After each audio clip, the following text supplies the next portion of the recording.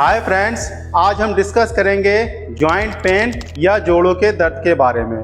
क्या आपको एड़ी में दर्द होता है, घुटनों में दर्द होता है, कमर में दर्द होता है, कंधों में और आपके हाथ की उंगलियों में दर्द होता है?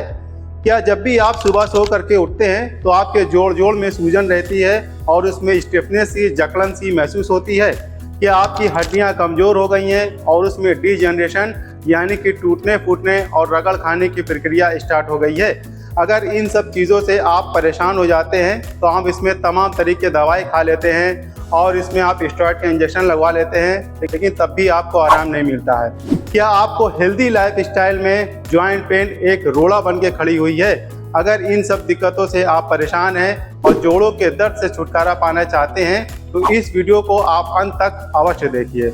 तो अगर आप चैनल पर नए हैं तो इस चैनल को जरूर सब्सक्राइब कर लीजिए और बेल आइकन को भी प्रेस कर लीजिए। मैं डॉक्टर ईशान अली, फिजियोपैथिक क्लिनिक, लखनऊ से।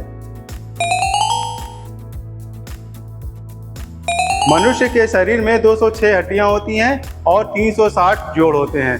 जोड़ों का काम ये होता है कि ये मूवमेंट को प्रोवाइड करते हैं। जोड़ों के दर्द होने के वैसे तो कई कारण होते हैं, लेकिन आज हम सिर्फ 6 कारणों के बारे में बात करेंगे जो सबसे ज़्यादा महत्वपूर्ण होते हैं। इसमें सबसे पहला कारण होता है रूमेटॉइड आर्थराइटिस। ये एक इन्फ्लेमेटरी कंडीशन है और ऑटो इम्यून डिजीज है।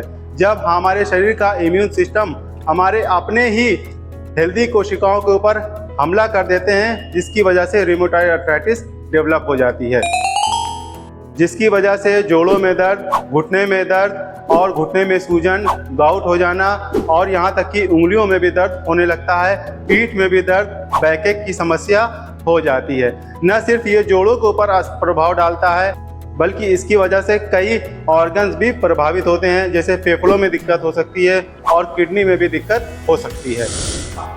रूमेटॉइड आर्थराइटिस पुरुषों की तुलना में महिलाओं में 3 गुना ज़्यादा देखा जाता है। ये जेनेटिक भी हो सकता है और ये मोटे लोगों में ज़्यादा देखा जाता है। जो लोग जंक फूड, ऑयली चीज़ें ज़्यादा खाते हैं, अल्कोहल का सेवन करते हैं और स्मोकिंग करते हैं, उनमें रूमेटॉइड आर्थराइटिस होने के ज़्यादा चांसेस होते हैं। तो जब भी आपको ये सब सिम्टम्स दिखें तो आप एक ब्लड टेस्ट के ज़रिए पता लगा सकते हैं कि रूमेटॉइड आर्थराइटिस की दिक्कत है या और कोई दिक्कत है। और अगर वो निश्चित मात्रा से ज़्यादा निकलती है तो वहाँ पे आपको अवेयर हो जाने की ज़रूरत है।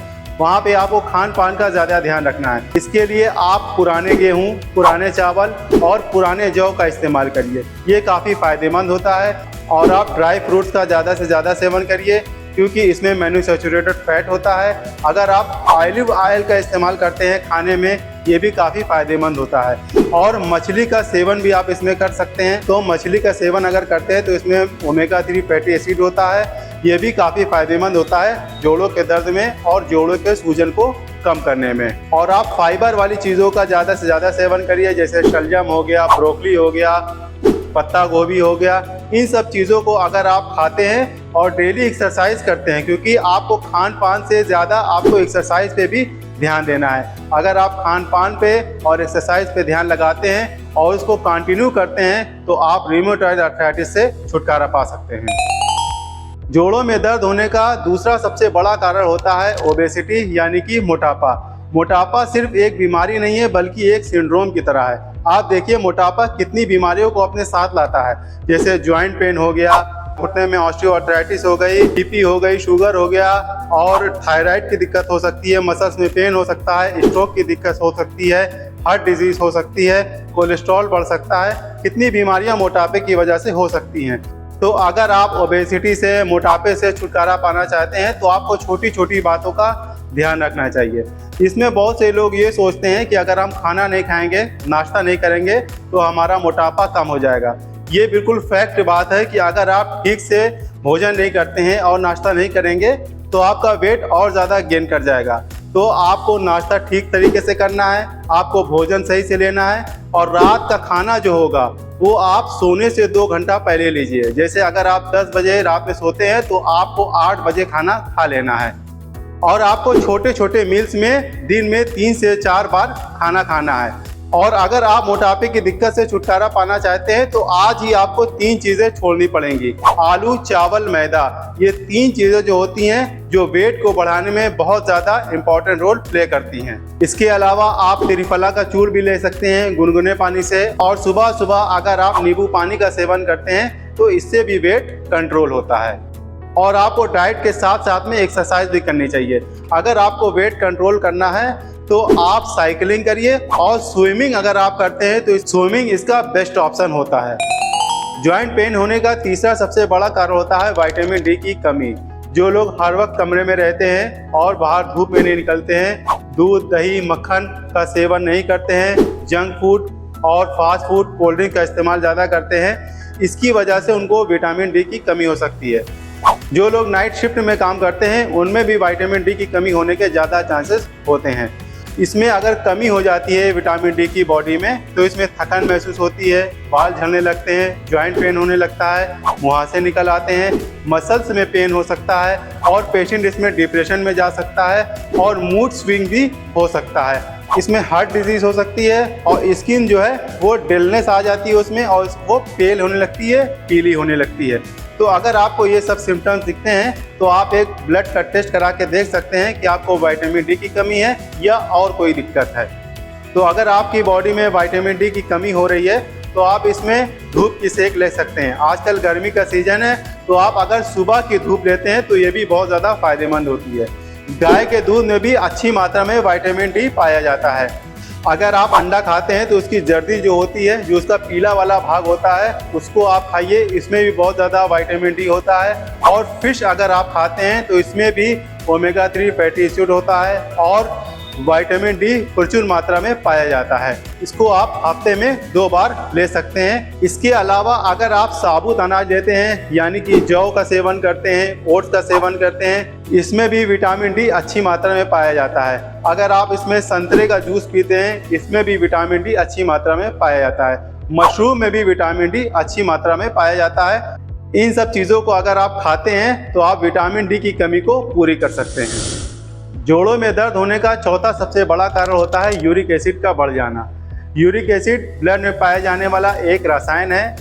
जो लोग प्यूरिन युक्त खाद्य पदार्थों का ज़्यादा सेवन करते हैं, जिसकी वजह से उनकी किडनी ठीक से उसको फिल्टर नहीं कर पाती और वो जॉइंट में क्रिस्टल के फॉर्म में इकट्ठा हो जाती है, जिसकी वजह से उनको जॉइंट पेन होता है, जोड़ों में स्टिफनेस सी महसूस होती है, गाउट हो सकता है और आर्थराइटिस डेवलप हो सकती है, उंगलियों में दर्द हो सकता है और एड़ी में दर्द होने के चांसेस हो सकते हैं। जो लोग सुबह सुबह उठते हैं तो उनकी एड़ी में बहुत तेज़ दर्द होता है, ये साफ इंडिकेशन होता है कि यूरिक एसिड की मात्रा बढ़ गई है।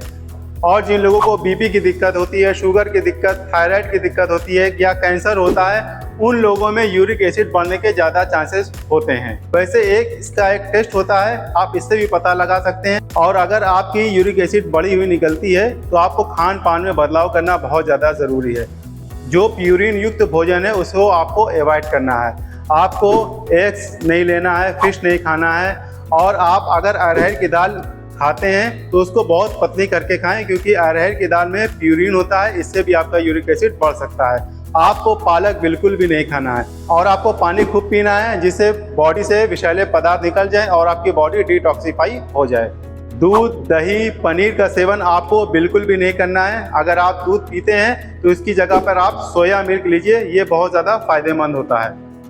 और अगर आप नींबू वाली चाय पीते हैं तो इससे भी बहुत ज़्यादा फायदा मिलता है, क्योंकि नींबू में सिट्रिक एसिड और विटामिन सी होता है। ये यूरिक एसिड के क्रिस्टल को पिघलाने का काम करता है। तो अगर आप नींबू वाली चाय पियेंगे तो इससे भी आपको काफ़ी फायदा मिलेगा। आपको फाइबर वाली चीज़ें ज़्यादा खानी है, जैसे ब्रोकली हो गया, स्प्राउट्स हो गया, शलजम हो गया, चुकंदर हो गया, इसमें फाइबर बहुत ज़्यादा होता है। और आपको एक चीज़ बहुत ज़्यादा ध्यान रखनी है, आपको इसमें पालक बिल्कुल भी नहीं खाना है। और अगर आप यूरिक एसिड को कंट्रोल करना चाहते हैं तो आपको नशीले पदार्थों से दूर रहना होगा, इसको अवॉइड करना होगा।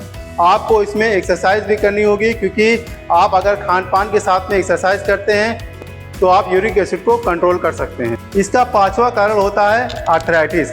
जब 2 हड्डियों के बीच में रगड़ खाने की प्रक्रिया और घिसने की प्रक्रिया स्टार्ट हो जाती है तो वहाँ पे डिजनरेशन स्टार्ट हो जाता है। इसकी वजह से आर्थराइटिस हो जाती है। इसके होने के कई कारण होते हैं, जैसे जो लोग बहुत देर तक एक पोजीशन में खड़े रहते हैं या जो लोग बहुत ज़्यादा पलथी मार के बैठते हैं। महिलाओं में ये दिक्कत ज़्यादा होती है, या जो लोग बहुत ज़्यादा साइकिल चलाते हैं, बहुत ज़्यादा वॉक करते हैं, इसकी वजह से आर्थराइटिस डेवलप हो जाती है।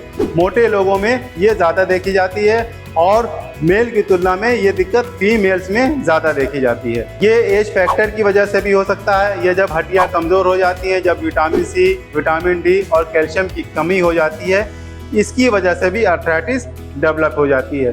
तो जब आपको आर्थराइटिस की आशंका लगे कि आपको आर्थराइटिस की दिक्कत हो रही है, तो आपको वहाँ पे बहुत ज़्यादा सावधान हो जाना है और अपने खान पान के साथ साथ में आपको एक्सरसाइज भी करनी है।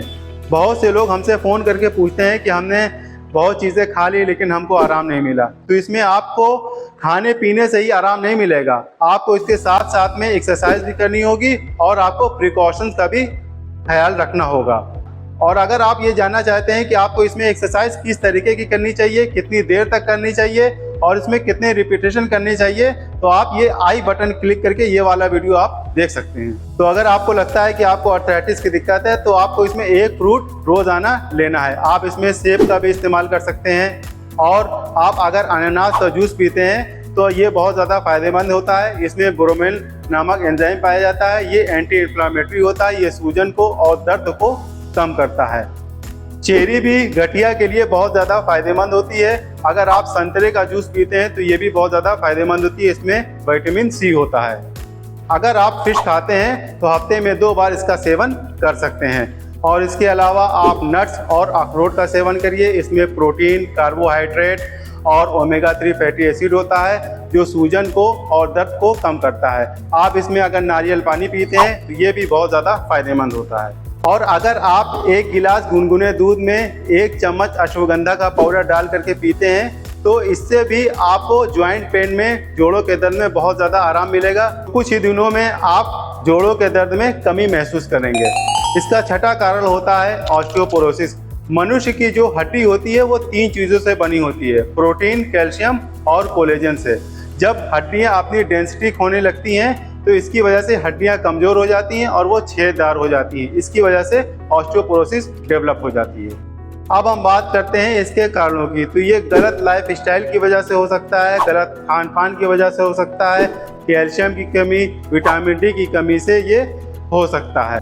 जो लोग स्मोकिंग करते हैं, ड्रिंक करते हैं और अंडरवेट होते हैं, उनमें ऑस्टियोपोरोसिस होने का खतरा ज़्यादा होता है। और जो लोग गैस की दवा ज़्यादा खाते हैं, गैस्ट्रो रिफ्लेक्स की दवा ज़्यादा खाते हैं, इसकी वजह से भी उनमें ऑस्टियोपोरोसिस होने का खतरा होता है। ये प्रदूषण की वजह से भी हो सकता है और ये जेनेटिक भी होता है।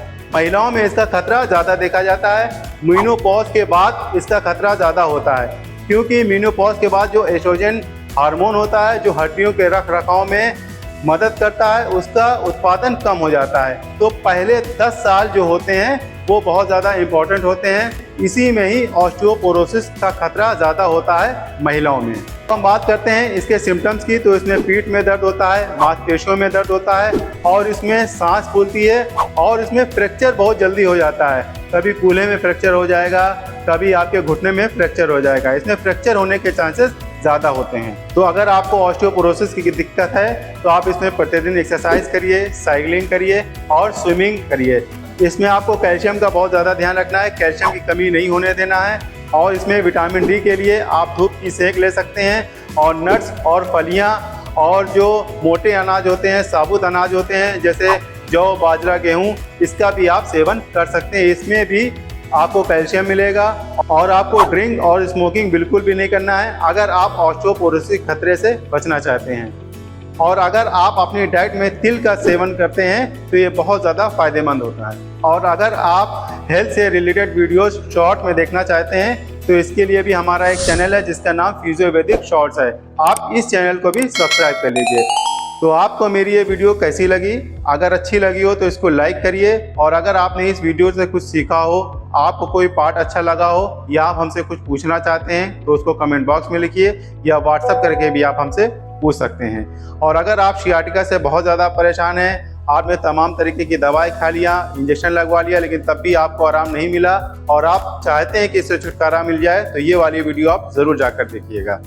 Thank you very much. मैं doctor Zeeshan Ali, senior physiotherapist, Physiovedic physiotherapy clinic, Rajendra Nagar, Lucknow.